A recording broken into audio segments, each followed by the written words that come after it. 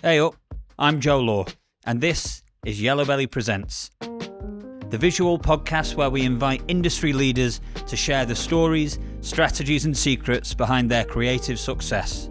Today we are joined by Isobel Waller-Bridge, an incredible composer and musical storyteller whose work has shaped some of the most compelling narratives on screen, stage and beyond.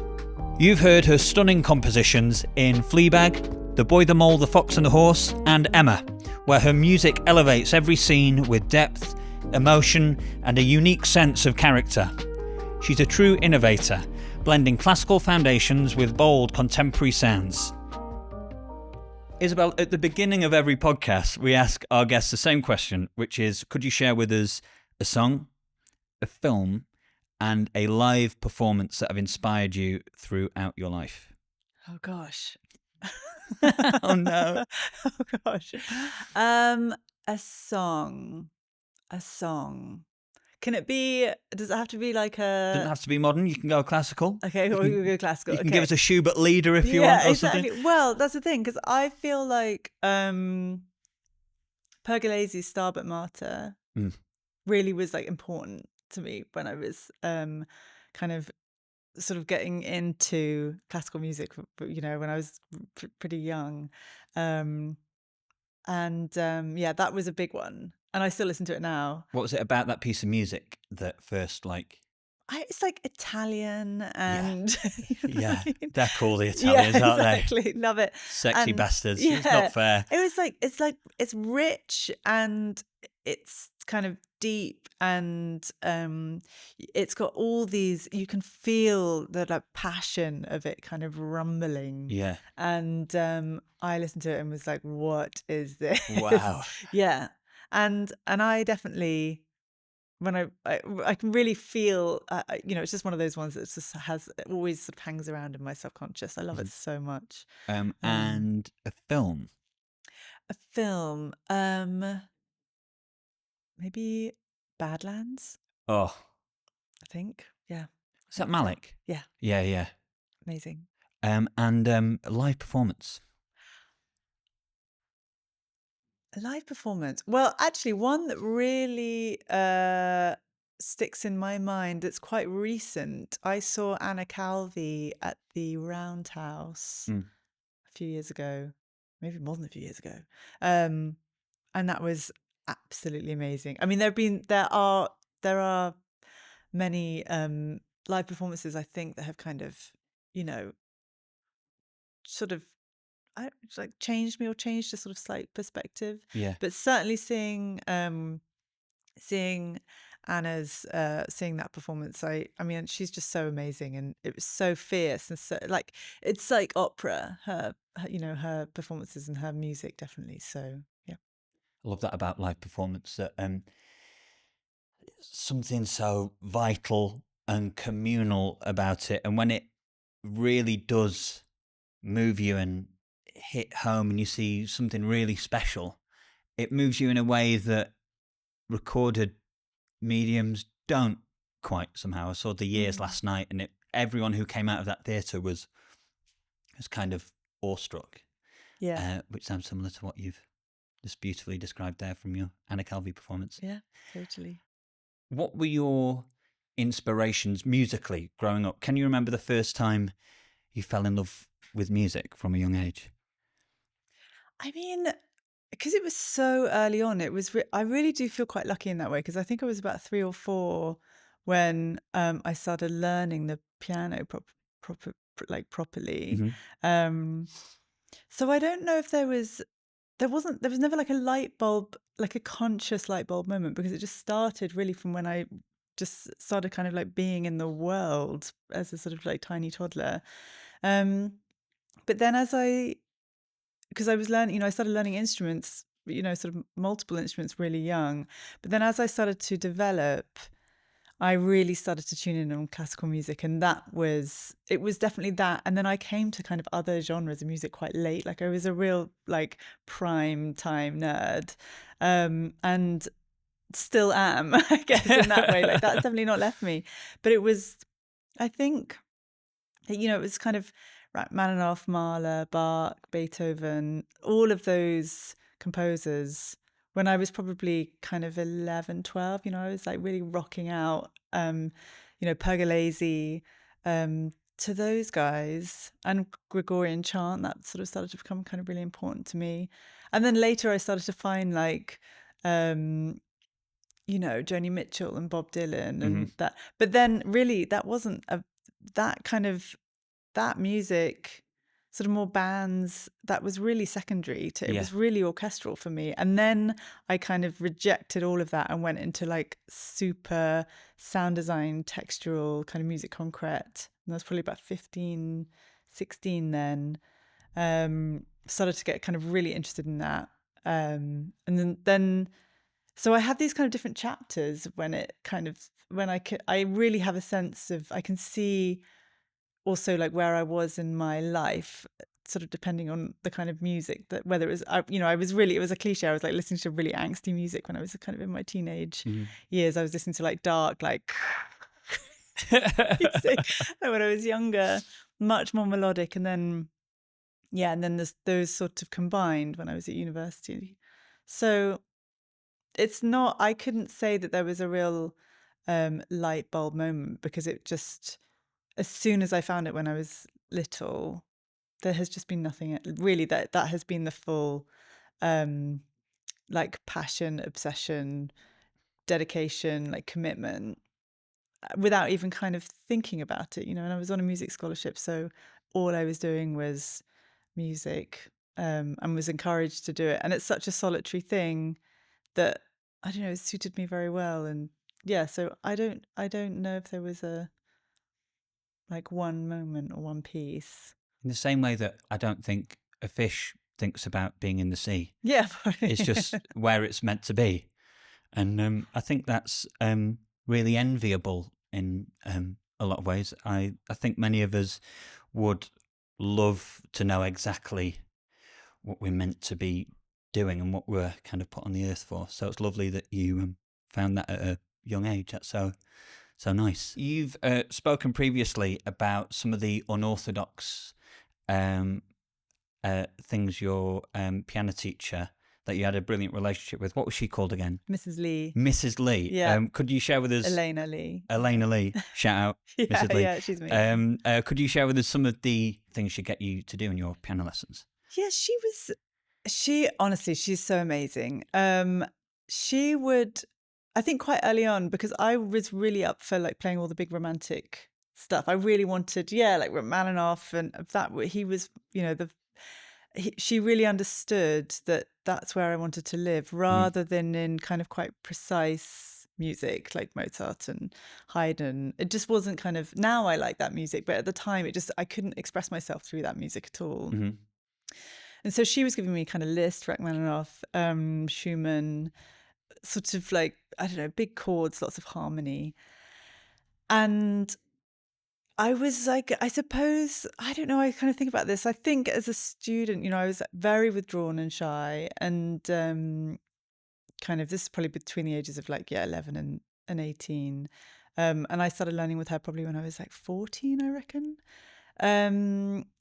And so when I would come into the practice room, same practice room every time, she would, for the first like 10 minutes of every lesson, she would just make me put my head on the keys and just like run my hands up and down the keys of the piano, and then sort of around the wood, and just to sort of connect with the instrument and breathe, because I was like anxious, and I really couldn't sort of like speak very easily about, I don't know, my experiences of that day or how I was feeling generally, and was just very shy. And so instead of asking me to talk or explain anything, she just let me kind of really breathe and sit and kind of be with the piano. And I still do it because it helps me a lot just to slow down, I suppose. We all live, more and more, I think it's so quick, and so we're all multitasking all the time, and I do it, and I'm a completely different person now, even when sitting down and playing. I kind of almost, it's like my meditation. So she used to do that with me, and she never was very critical of my technique, because I used to play like Bach with the pedal down, which for most people won't like necessarily mean anything, but it's really not like very like it's sacrilege to do that because the music is so about the technique and how you kind of move through it. And sticking the pedal down is just like a terrible thing. But I used to do it because I loved all the resonance of all the harmony and like all of the kind of random chords that would, you know, that it would sort of, the piano would kind of sing in a different way. Well, I heard the music in a different way. And she just allowed for that as well. She was never very kind of strict. She was very strict in terms of me like learning stuff on time and everything being from memory and that stuff. But there was no pressure to, I don't know, it wasn't like, it didn't really feel like normal learning or something. She was great. You can still hear that, I think, in your musical fingerprint today. No. There's a piece of yours I love called September. Yeah. Do you hold the pedal down for all of that? Because it becomes so resonant by the end that it kind of starts like a beautiful classical piece of music and it ends almost like ambient music played on an acoustic instrument. I wonder if you can draw the lines of pieces like that and your other works as well, all the way back to your earliest teachings, as you were describing. That's so interesting. Yeah, probably actually, in a way. I'd never thought about it like that. But yeah, it's rare that I get to kind of write ambient music in a way, because like scoring is sort of like the antithesis of, it's, you know, I mean, it is ambient in scores in a way because it's about feeling and it's about a subtext. It's what the music is doing. You don't want to be so narrative necessarily in the music. But I think sound has always been really important to me, definitely. And what that, and the impact, the feeling of that sound, what it communicates without being too, I don't like music that's so busy or dense, you know, or moves too much, like too many different chords, kind of starts to make me kind of vibrate in a way that isn't, it's like too active, I think. And yeah, that piece, I think I just basically was sort of improvising for a long time and then kind of found this little hook that I liked. And yeah, and the pedal, yep, it's just down it goes. And the whole thing, yeah, it's interesting that I hadn't thought about it, but I think you can definitely trace that back because I really do love, the effect of the sustain pedal. And when everything does feel kind of sustained, even when you have like slow harmonies and things like that. So it's not quite drone. Yeah. It's something else. And it really taps into, there's a kind of music called spectral music, which is, I think of it as like very vertical, but it's not like very busy, but there is this kind of very tall and vertical harmony that's quite fine. But I think that comes from the resonance again of sticking the pedal down, which is also why I love playing with like looping pedals with stringed instruments, because it's the same thing. You can get a sort of sustain from that. Yeah. I often think about this. There's lots of negatives that come with the internet and our modern society as it is now, but I think a lot of the positives behind how connected we are globally all the time is that it seems to have eradicated category in a lot of ways. So perhaps prior to the internet, we might have been a goth or a jock, or put ourselves in these groups that we identified with really heavily. But now all those barriers have kind of gone, and you can get pieces of music like yours that blend modern ambient with classical foundations. And I think that's kind of a really beautiful thing. Oh, that's so nice, and also really so interesting because I think about that quite a lot. Like we said, like the mods and the rockers. Yeah, and it was like yeah. It was like really important to know. Like it was like what music do you listen to? It was like a huge. It was who you were. Totally. Yeah. And I do. Yeah, I think about it a lot, and I love that. You don't. You know that there is this kind of big mix or like blend, for want of a better word. You can. People are less hung up on genre, because when I think about it, I also don't even know what really people ask me sometimes, like, what's the genre of it, and I'm like, I don't know what kind of question, what does that mean even. You know, it doesn't apply so much. And people, and it's interesting like how people are finding where in music, I love that people can be listening to like super like pop stuff, and then also, you know, I don't know, something, it could even be like metal or then like classical music, and that's all like totally like accepted and great, and no one thinks you're like a weirdo or a freak if you do, you know, it's cool. Yeah. When you're composing for, you've been commissioned to compose for TV or a film, is there still a place for self-expression in there, or do you have to serve the piece and the director's intentions entirely? Yeah, it's such a good question, and I think about it a lot, and I do talk to people about this as well, because definitely there's room for expression, self-expression, 100%, because it's like the reason I feel like you've been asked to score this, you know, piece or this world or, you know, this film or this series is because of your approach and how it will affect you, and then how you reflect that back out into the, you know, into the music that then but serves the story, but ultimately it does serve the story. So it's not a case of like no notes, you know what I mean? You will definitely be, you know, there's got to be notes, because you are following a rhythm of something else. It's following you.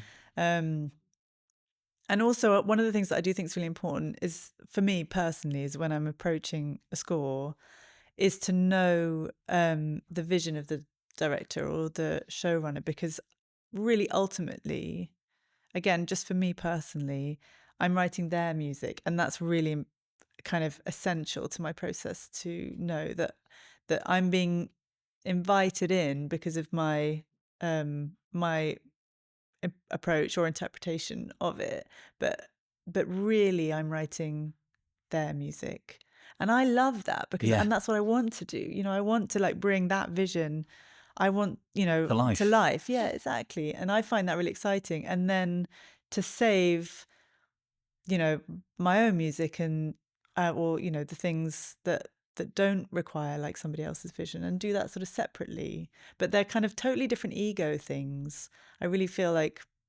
and I mean ego in a like positive way, you know, when like when you're collaborating with other people, it's like you want to be in that mix, like deep in the mix of like problem solving, and like how can I help this, and what does it need, and how can it serve, and that's the coolest thing in the world. I love doing that.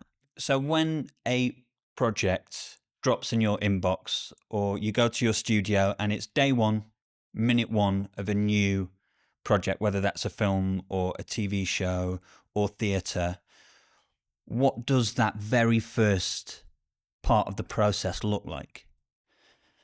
So if it drops, literally, it's like, I haven't got the job yet type thing, or have I? Is it like you've got the job, this is it, day one? Good question. So let's start with, you've got the job, day one. What Okay. does the very beginning of the process? I mean, it's basically like fear. It's like, oh no, it's like this, like They've chosen the this wrong beautiful, person. amazing job. Yeah, exactly, that I've wanted and so excited about. Now I'm just terrified. And really, genuinely, that is like what happens, is that then, and then there's a bit of like, okay, all right, I'm just gonna like organize myself and get everything. You know, there's a lot of, I do actually think I need to do it, but it's something else. Of course, there's something else going on of like, I have to like make the studio right, and I basically have to like side eye the job, the Yeah. work, for a little bit, and just like invite it in, because I also don't want to scare it off. Yeah. Because if I like look directly at it, you know, for like weeks, it's like nobody wants that. You know what I mean? Might run away. Yeah, it literally might like run away. So genuinely, I sort of have to get kind of, I have to like adjust the studio. Also, what happens, it tends to happen like depending on the sort of extremity of the aesthetic of the job, but I tend to adapt and go into that aesthetic. not really deliberately. It's not if I'm doing like a horror film or something. I'm not then like covering the walls in like black lino, just wandering around, like Carrie or something. Exactly. I'm not doing that yet. At the end of the process, that is always like literally what I look like and how I'm behaving, no matter what it is. But I basically have to kind of like get the studio into some sort of shape that makes it friendly for like writing. So I have to tidy it. And then I tend to be at the piano, or I have various other instruments in the studio that are constantly kind of mic'd so that I can just sit down and play, because that's a sort of important part of my process as well, just like improvising. Some of the instruments that I have are tuned like to essentially like the wrong tuning. So like the cello is all tuned weirdly because it takes me out of my like patterns, which I find very useful and important. And then I have like other random instruments that I use and like play as well, just to like loosen me up. So I tend to then, if I haven't got any picture yet, I'll just start like improvising from the script. And then as soon as I start getting some assemblies through, I'll just have it on kind of rolling in the background almost. So I can kind of hear the voices of the actors and see the aesthetic, get a sense of it, and be improvising, around that. And it's like that is sorting through all of that music afterwards is like very time consuming. It's like very laborious, but it is just how I like to do it, rather than getting like very specific really early on. I have to be like broad and like open and lean back and relaxed to start, and then I have to be like really stressed to finish. So sick. At what point does the director get involved and start to work with you on what you've created? Like really early for me. Usually there's like a period, if I get them really early, then I've got their like attention, and I can sort of be sharing stuff with them. So the things that I'm working on at the moment, they've just started shooting, and I've already sent through ideas based on the script, and now they're shooting. There'll be kind of less back and forth kind of talking about the music, but it's a time for me to now be able to develop the ideas. But really, I'm very like open channels, at the beginning. And then there's a period, even with not so much with the director. I like it when like our communication, it's just like WhatsApps and like voice notes and like, what do you think about this? And is that interesting? But there is a period where you just want to be kind of left alone for, a couple of weeks to just dream up some things. But it also depends. Sometimes the director has a very clear vision, and sometimes they really want guidance and a lot of offers. And so kind of working that out early on is important, because there is a version. I mean, I've been in situations where you kind of do go around the houses a bit with a sort of tone, to kind of really lock in for them to be like, that's it, that's what I want. And sometimes, I've worked with directors who are like extremely clear and precise. And there's no real better way. It's like getting to know them early on pretty quickly, I find, is a very useful, that pays off very well later, to sort of connect, to get, it's really, you just have to become very familiar with somebody, and not just like what they want from the film, from the score, or from the show. It's like, what are they like? Are they a morning person? Or would like, what is that? It's just sort of general kind of, I don't know, likes and dislikes, and yeah. What are the sorts of things that a director might come back to you with to try and tweak what you've created already? What are the kinds of notes that they might send to you to sort of work on? I mean, there is like the whole spectrum. I mean, it could be very broad, like no. Yeah, exactly. Like, not in right. that instance, is it ever appropriate to, if you think something's really good, to kind of fight for your vision in that moment? Or it's their show, do you entirely have to defer to them in that moment, or is there a bit of a tussle that? It's hard because if it's like, if the, it's hard. Yeah. Because I do sometimes fight for things. Like, for instance, there was a film that I did last summer. Last summer. It came out last summer. But how it's that I actually did it like 2 years ago and then it comes out. Yeah. But they weren't sure of the tone, and then the temp music was so the music they'd pulled from other films, and had it was a sort of certain style, and maybe that's why they weren't they weren't happy with the temp or how it was working. So I watched the film, and there wasn't that much time to do the score because of various things that had happened. I was like kind of brought on quite late. And in a way, because there wasn't that much time, it was quite good because I was like, right, I'm just going to have like one idea. It's going to be, I'm just going to go bold with it. So I was like, right, I think it shouldn't be any of this music. I think it should be a Western. I think it should be scored like a Western. Mm-hmm. This is like my Morricone obsession. It's always like, I'm always trying to get it in somewhere. They really weren't sure about that. They were like, really? Are you a Western? I don't know if that's cool. Like, I don't know. And I was like, I really think exactly. I was like, I really, really, really, really, really, really, really believe in this idea. And you're like, okay, Isobel, all right. All right. like, should we like call? Cool. But I said, please let me go and just try it. Yeah. Let's just go and let me just like write a little bit and see if it works. And I did, and then they did, and then they got it, and so I had to sort of demonstrate the idea. But so in that case, I sort of like really did. I fought for an idea.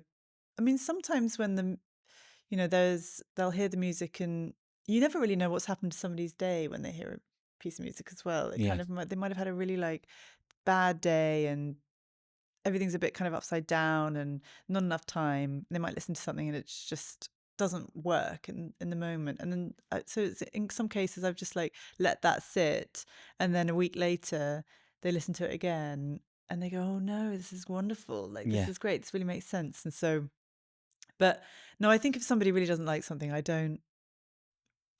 really choose, if I persuading somebody about music, I don't know whether it works. Yeah. Because it's such a non-academic thing, music, Mm-hmm. It's like, I don't know how conceptual. I don't know if persuading somebody about a concept, I don't think you can persuade somebody to like a melody. No, And I don't think you can. And if the concept of your music, of your score, doesn't fit their vision, I don't know. There's like too much conflict there or something. I don't think so. No, but I do have this like folder of like rejected ideas, and they come out in other, that like idea. There's like few ideas that were rejected from one thing that ended up in something else. So I don't think it's ever lost. If I could bring you back to when you graduated from university, and you've got your compositional career ahead of you, what does that look like? How do you start in your career as a composer? What do you do? Do you create works and put them out there? Do you work as assistants to other composers? What does that look like? It's sort of all of the above, I reckon. And I don't think it's one. There isn't like one way. In my experience anyway, and in the experience of sort of like looking at my friends who are sort of around about the sort of same age as me and same sort of stage, I guess everyone's sort of had a different path, which is kind of great. So it's not like, oh, you have to go to that film school, and then you have to like have an assistant job, and then you will get a film, and then you will kind of, but it's just, so for me, I was after I did my undergrad, I did a postgrad. And it wasn't in any way to do with film music, or I didn't really know how to score a picture, and it was just like pencil and manuscript and very traditional writing for ensembles and things like that. And then I did this thing where I was like in my kind of early 20s. While I was doing my master's, I had a part-time job at an orchestra because I had asked them, they weren't playing any new music. And so this was how I kind of got into film, because I said to them, can I start this like scheme where you play new music, including mine? Yeah. And my friends at university.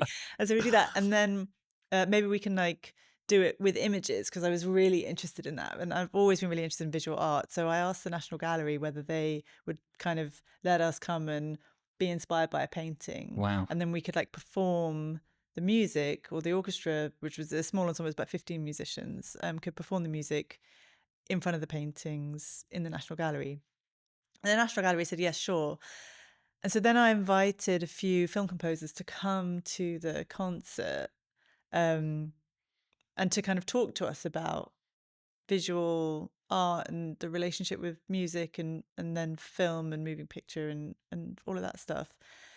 And that was amazing, because then I met these composers, and then I went and had coffee with a few of them, and ended up working with them. And so probably for about 5 years then was an assistant, and started orchestrating, and then did a bit of ghostwriting, and then kind of cut my teeth on in that way. So I did do an assisting stint, which did actually teach me like everything, I have to say. It was like hardcore though, because I never even knew. I didn't know the hours. Yeah. I was like, wow, these guys are really up until like 4 a.m. before Whoa. the recording sessions, you know.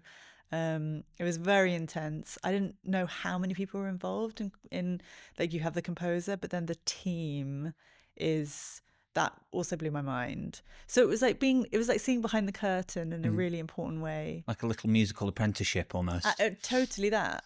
And so I do understand the value of that. And I do, you know, when like with my assistants, I see that happening, you know, and it's also when you become an assistant, that I was so green, so I had a lot to learn. Yeah. Which I think, you know, it's like teaching somebody who doesn't know anything.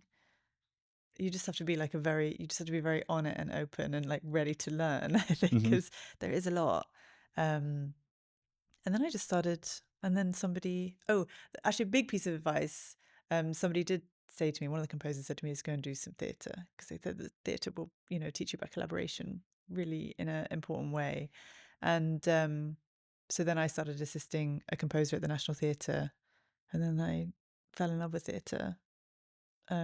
And that really, because the kind of collaboration in theatre, I think, just made me really sharp in terms of how to like read, like hear a script. And so that was sort of my, but in a broad like way, I guess. Yeah. And then I was like in an experimental band, and we were like, you know, we got to know Gabriel. What were you called? Oh God. Come on, I love a rubbish band name.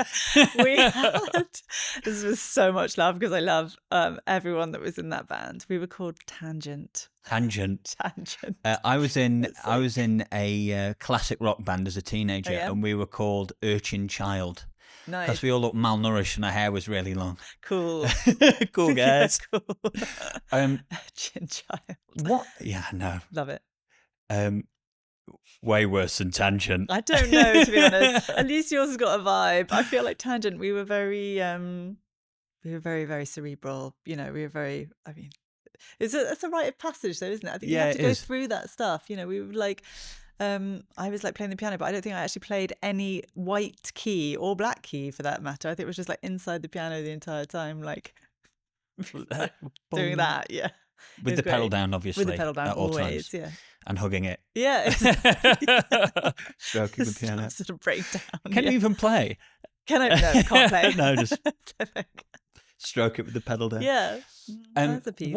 What is an assistant's role? I didn't know they played such a big role in composition. What does a composer's assistant do? I mean, it can, well, it's a lot of, there are different categories of it. So if it's getting really technical, it can be anything from like making up the cue sheets. So, so like when you watch the film and you need to know when you need to know where the music goes, it's just like a document that tells you where the music goes, how long each cue is, So then by the time when the cue sheet is finished, you know how much music you're going to have to write for the whole score. So whether that's an hour, it could be 20 minutes, it could be, but it's really important and useful to know like how big the mountain is. So that's one thing. The other thing is kind of like building templates so that everything can be sort of like very organized, so you can just come in and write. So sort of housekeeping stuff in a way.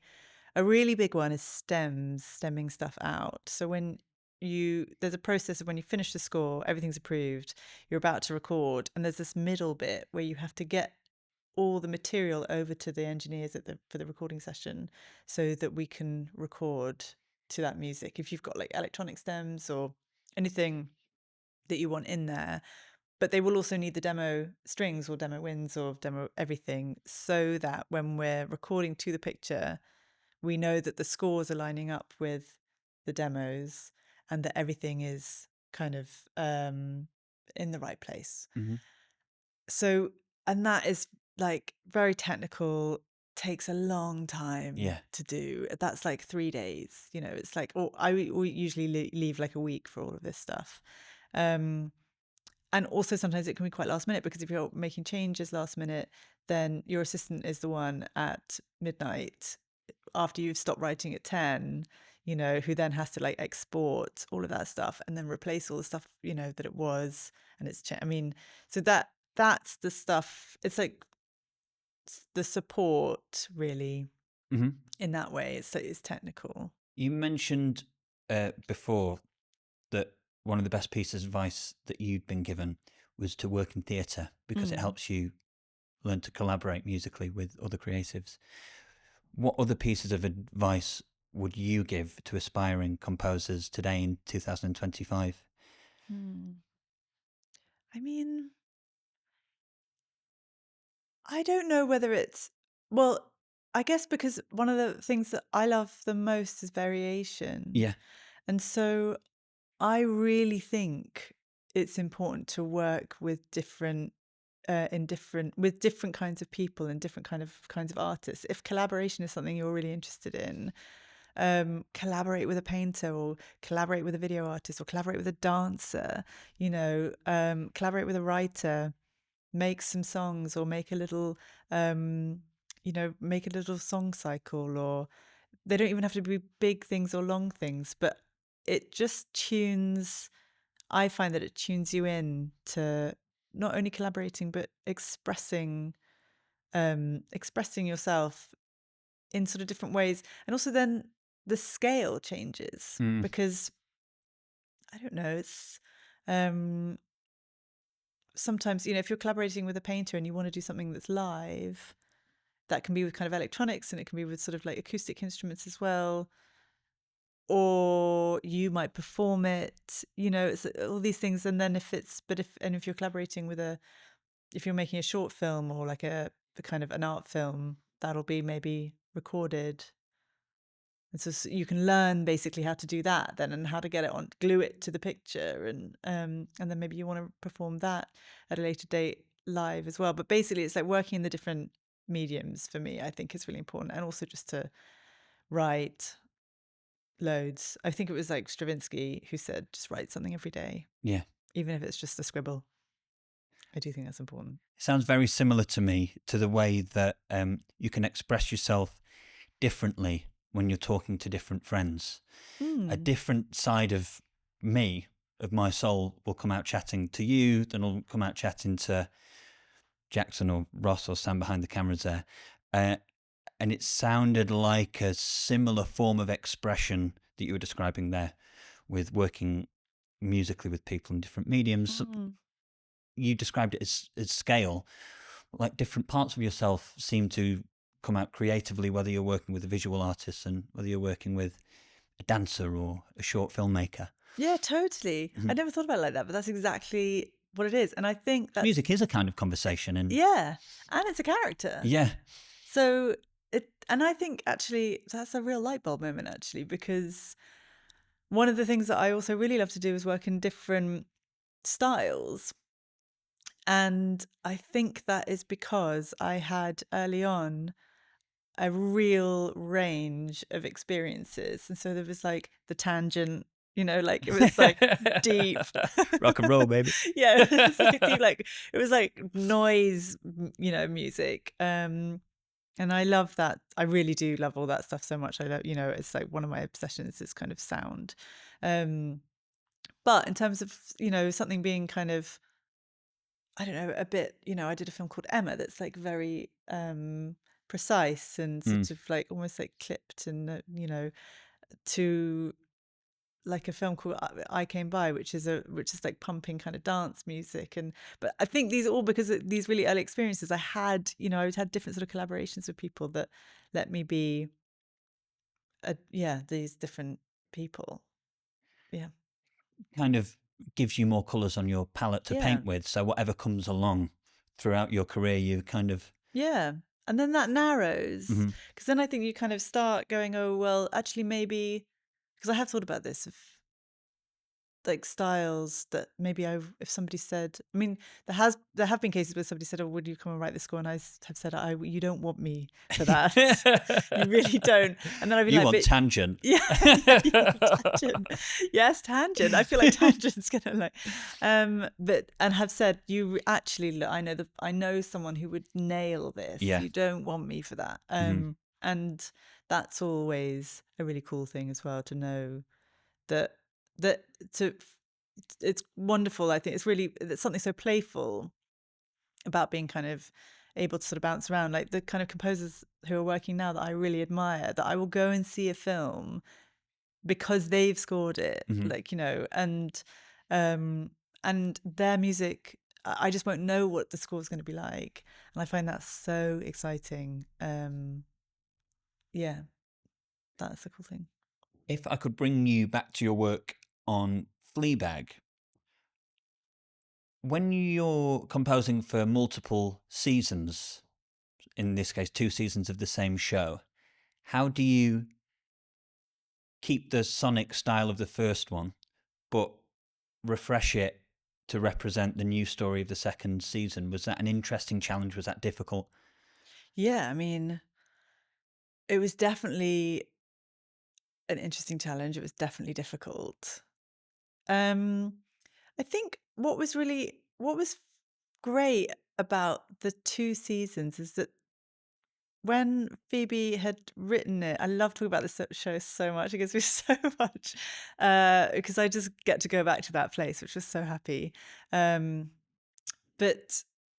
the character had developed so much. So in that case, and also Phoebe is like really good at music and understands like what the aesthetic should be, and it's a really big part of her process of like when she's writing, to have ideas about the music, and that's really amazing always going in, usually anyway. That's like how she sort of approaches it with score. But because the character had been on such a journey, there was like a maturity that we felt that it could take. Yeah. Because in the first season, it's the rhythm of the dialogue is so amazing, and so the music basically just like kind of tickled that a bit. Yeah. It was just like we had that like anxious triangle, and there was kind of other like stuff that just went like, "Arr." And in the first season, we just there was a thing where I started layering cues on top of each other just to create the chaos, and that ended up being some of the music in it. Whereas season 2, it needed to be a bit more written, it needed to be a bit more mature, and when you're in a sort of multi-season, if you are the composer across something like that, it is important, I think, to evolve the music. Although Fleabag felt like quite an extreme, it literally went from a triangle to a full choir. Yeah. And there were so many important reasons behind that. But I don't know. Often, when I'm watching kind of like Succession or something like that, Yeah. you know that the music is evolving and it's developing, but it still is the world, and it still is. So, so I think Fleabag is sort of maybe a bit unusual, and perhaps in that way. Also, there were only 2 seasons of it, so I don't know. But I don't. Yeah. Over a much shorter span of time, only half an hour, but so beautiful. The boy, the mole, the fox and the horse. What really struck me, like blew me away about that score was you have got this stunning theme that you open with, and as the characters go on the journey, the theme changes. No, the theme stays the same but changes at the same time, like we do on a journey.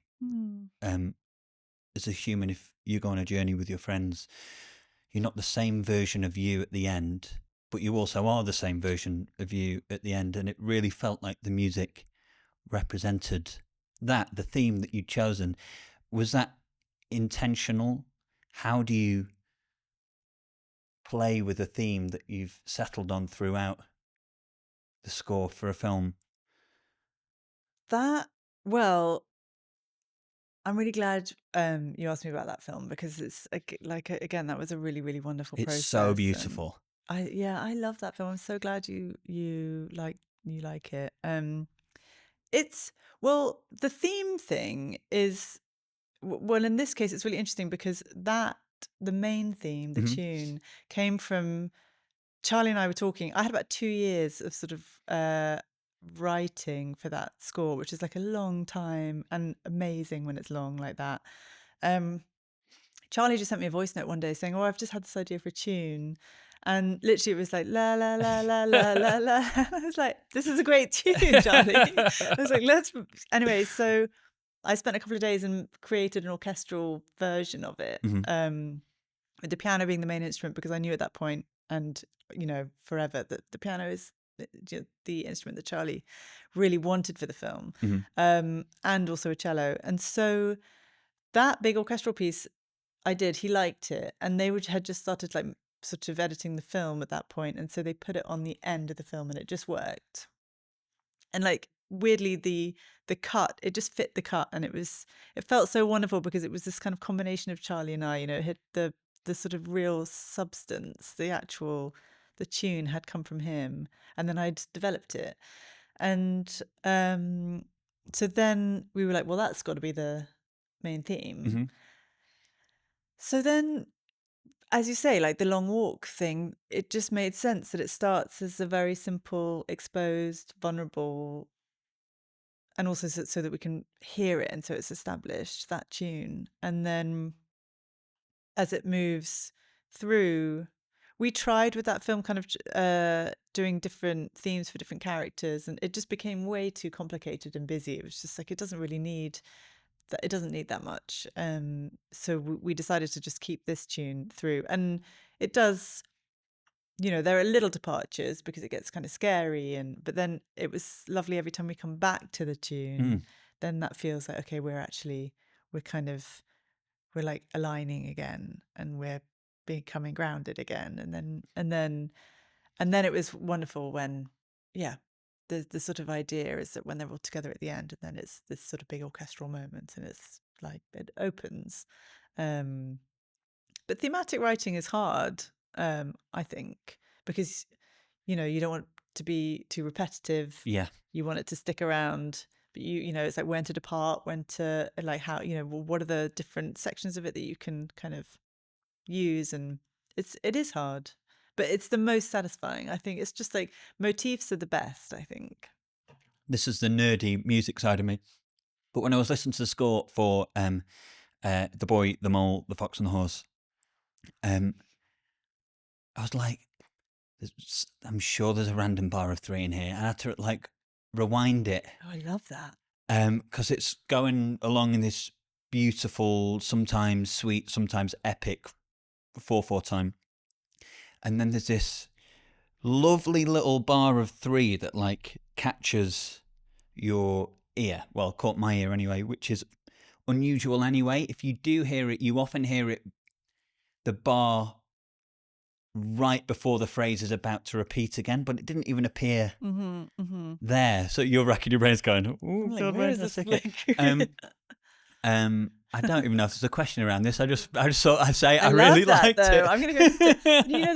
There is that, because I think I have this memory of actually like playing it, and also because I don't really think in terms of, I don't think about things like as I'm doing them. It's only Yeah. afterwards where I'm like, oh yeah, there's a 3/4 bar Yeah. in the middle of that. That's lovely. And yeah, and it's funny how those things happen, because afterwards you might be like, oh, I can imagine anyway, listening to it now, I'd be like, oh, the effect of that is quite interesting, because it's not all so predictable, and so you just have a moment of something. Yeah. And it's so nice, I think, when you realize that subconsciously, whatever you've been you write things in that you don't know what they mean, but it's just like comes from a kind of instinctive place, and then the effect of it, you can go, oh yeah, I'm glad you noticed that. It's like Do you think a lot of writers and composers can get caught up sometimes in the technical aspects? You just described there writing that you didn't know it was perhaps as slightly unusual in a time signature sense until you were noting it down, because you were just letting your instincts guide you in that moment. I think with scores, it is more technical. Once you kind of start actually like scoring the picture, Yeah. if that is the approach. Sometimes the approach is to write the score away from the picture, and then you just sort of put it on with the editor probably. But yeah, I find if I'm writing my own stuff, so often people will be like, well, what does it mean? While you're writing it. And I'm like, I don't know. No guys. idea. Literally no idea. Like, I'm like, I don't have a clue. Be like, well, why have you done that? And I'm like, I don't know. And then, but that's what I find, people talk about this in loads of other mediums as well, like painting, or even, I don't know, anything, writing a novel. But when I think that there was like a little record that I made, it was a little like string record, these little string pieces that I knew that they were based on these Weber and bagatelles that are the kind of really short, like some of them are like 30 seconds long. But I didn't know until much later, until like the record was done, out, a year had gone by, and then I listened to it again, and I was like, oh, I was going through that when I wrote that, and I had no idea. And that's the cool thing about listening back to stuff. But I think with scoring, you can get kind of bogged down with the technical stuff, and because it's so technical. It's not like, I think in the old days when the director would like come over to the composer's house, and he would just like play, he or she, mainly he, I guess, then would just like play the tune on the piano, and they'd be like, great, and then they sort of hear it all in the session. But now it's like, that is the one thing about I would say that there is like a lot of technical stuff that you don't need to, but it's helpful to understand your way around, like whatever DAW you're using, how to kind of record your own stuff in your studio or bedroom or whatever it is. Like having a certain amount of like technical knowledge is helpful. But that's also why I have like a brilliant assistant who can help me with that, because I can only go so far with technical stuff. Isobel, we're coming towards the end of today's podcast, so I just want to say thank you so much for joining us. Thank you so much. It's been such a pleasure. If we may, we're going to leave on one final question, and that is, if you could compose a piece of music or a score for any film that's already been made, what would you choose? God, I didn't prepare anything. Oh no, we sprung it on you. That's why. Sorry. That's okay. Well, basically, I'd score anything by Chantal Akerman, the director. But I don't know. I feel like that answer didn't satisfy. No, I think it's a lovely answer. Okay, great. Any film in particular, or just? No, I think anything that she made. Yeah, I love her work. Well, Isobel Waller-Bridge, thank you so much for joining us. Thank you so much. Thank you. Thanks so much for listening. We really appreciate it. You don't have to, but if you fancied it, give us a follow. Lots of love, and we'll see you on the next one. That was it, baby. That was it. Let's get loaded and printed.